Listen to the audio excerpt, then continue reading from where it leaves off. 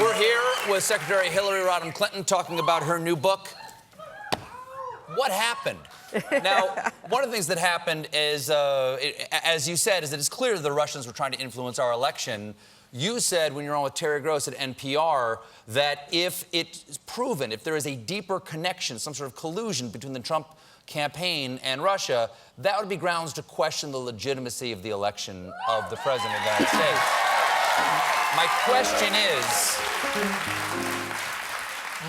question is, I mean, I have these fantasies, but my question is, seriously, my question is, well, what then? There is no constitutional mechanism to question the election. Our elections are messy. That's right. This is just what happened. So, as I say in the book. Yeah. Right. Nobody's talking about contesting the election, including me. But I do think, because there is no mechanism. No, this is someone who believes in the Constitution, unlike the guy who got the job. Yeah, there is no mechanism.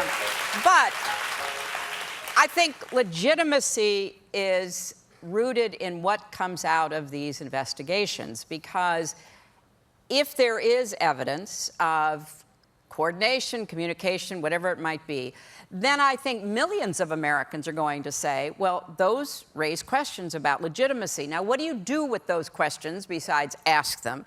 What you do is mobilize politically to express your will and your rejection of that kind of Russian involvement and coordination at the ballot box. I mean, that is where we settle our political differences, and that's where it should be.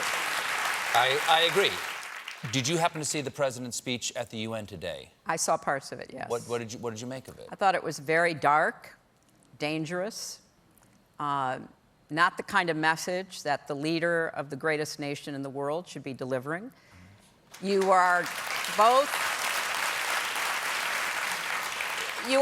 required to stand up for the values of what we believe in, democracy and opportunity, as a way to demonstrate clearly the United States remains the beacon that we want it to be.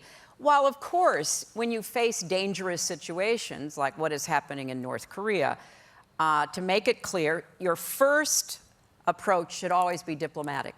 What I'd hope the president would have said was something along the lines of, we view this as dangerous to our allies, to the region, and even to our country.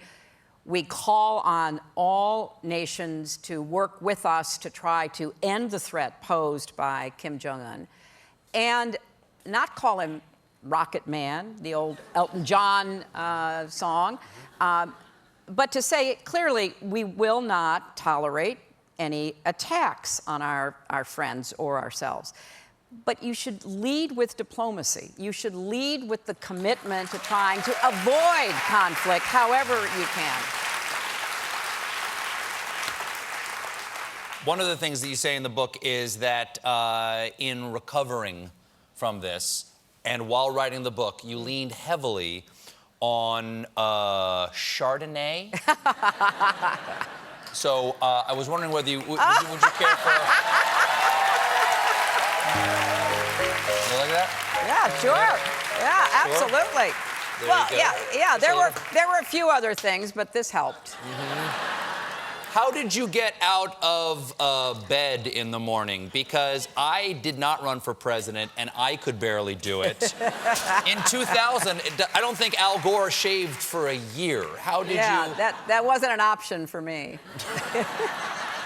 Well, cheers. Thank you so much for being here. The book is What Happened? Let's hope it never happens again. Available now. Hillary Rodham Clinton, everybody.